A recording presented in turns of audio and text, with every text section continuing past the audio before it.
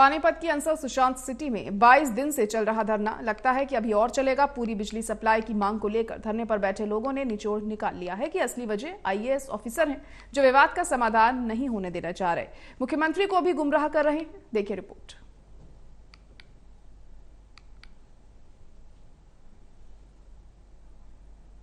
पानीपत की अंसल सुशांत सिटी में पिछले 22 दिन से माहौल अशांत है।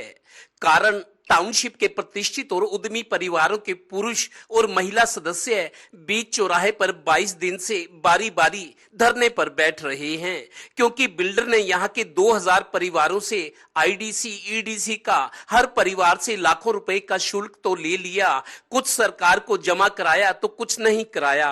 अब पिछले 3 साल से पूरा बिजली पानी ना मिलने से तंग होकर लोग 22 दिन से धरना प्रदर्शन और भूख हड़ताल कर रहे हैं। दरअसल इनकी समस्या सीएम तक और विधानसभा में भी उठने के बाद ये अधर में लटके हुए हैं। अब कुछ निचोड़ निकलकर सामने आ रहा है। ऊपर तक पहुंचाइए, गवर्नमेंट करना चाहती है, एमएलए एमपी काम करना चाहते हैं, पर ये जो आईएएस ऑफिसर है ना, ये बेवकूफ बना रहे हैं लोग, ये काम नहीं करने दे रही है। और खासकर पीके दास का सबसे बड़ा हाथ है इसमें, क्योंकि वो रिटायर्ड आदमी है, उसको दोबारा नौकरी पे लिया गया है, उसका तो कुछ स्टेट पे है नहीं है, वो बेवकूफ बना रहा है। लेकिन वो आईएएस अफसर है ना, वो अभी 6 महीने पहले अजीत बाला जोशी आए हुड्डा में, उन्होंने कोई एक थोड़ा सारा पढ़ रखा, तो नहीं कहाँ से फीडिंग होगी गलत तुमको?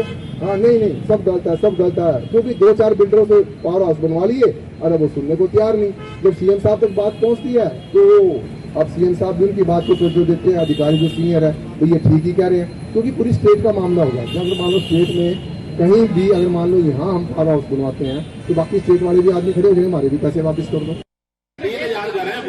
10,000 प्लस है, लेकिन कहा तो यही कहना कि भाई 2000 वोट हैं, क्या करोगे? ये धरना नहीं उठेगा, ये भूख हड़ताल ऐसे ही चलती रहेगी, चाहे हमें आगे आमूल अनशन भी करना पड़े, हम अपना हक लेके रहेंगे।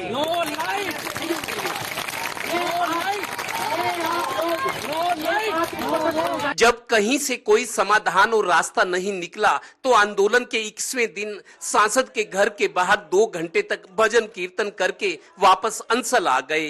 फिर वही हुंकार कि जब तक 3 मांगे पूरी नहीं होती धरना नहीं उठेगा। देखो आज ये मीटिंग है, ये कोई मतलब वो नहीं है, ये मीटिंग चल रही है, ध्यान रखेंगे। पॉइंट टू पॉइंट बात करने का है, 2 पॉइंट ये समझने के लिए आए हैं, वो पॉइंट हमने समझाना है। जब तक इनके दिमाग में वो पॉइंट नहीं घुसेगा या आगे फिट नहीं कर पाएंगे। अगर हम सारी चीजें एक मिनट मैं एक बार राजीव जी कुछ कहना चाह रहे हैं, 1 मिनट मैं आपको। गौरतलब है कि सांसद के घर के बाहर 2 घंटे के धरने के बाद उनके प्रतिनिधि ने समस्या के समाधान के लिए मंगलवार तक का समय मांगा है। इस पर अंसलवासी राजी हो गए दिया, पर समस्या के हल के बाद ही वो यहां से उठेंगे। इसी बीच बीजेपी के सीनियर निगम पार्षद लोकेश नागरू समेत 1.5 दर्जन बीजेपी पार्षद धरना स्थल पर पहुंच गए। इन्होंने भी एक वायदा कर दिया। हम पानीपत में ही नहीं आते, हम तो अंसलवासी है। बात में कहा जाता है कि अंसलवासी है, या तो अंसल बना के देगी या हम लोग अपने पैसे इकट्ठे करके यहाँ पे अपनी बिजली लगवाएंगे, अपनी सड़कें बनवाएंगे, कल को अपने सीवर भी खुद ही डलवाएंगे। अगर हम कोई बात कहते हैं तो हमें कहा जाता है तुम्हारा तो सीवर भी अलीगल है, तुम्हारा सीवर कटवा देते हैं हम। कभी कहते हैं तुम्हारे 2000 वोट है, तुम्हारी 2000 वोट की ताकत क्या है? यहाँ पे 10,000 वोट और 10,000 वोट की ताकत अब की बार अच्छे से दिखा के दे गई। कि अगर आप लोग ये डिमांड करोगे, हमारे को चाहे वो बैठक 4 दिन के अंदर अंदर बुलानी पड़े, मेयर मैडम से कह के ये मीटिंग बुला के अंसल को हम लोग अपने नगर निगम के अंदर लेंगे। ये 100% ये प्रस्ताव विद प्रोसीडिंग हम लोग वहां पर चंडीगढ़ में भिजवाएंगे, इसकी गारंटी मैं आपके बीच में कनार की 2 कॉलोनी हो चुकी है। दरअसल अंदर की बात यह है कि जिस तरह की मांगे हैं उन्हें तुरंत पूरा करना संभव नहीं है।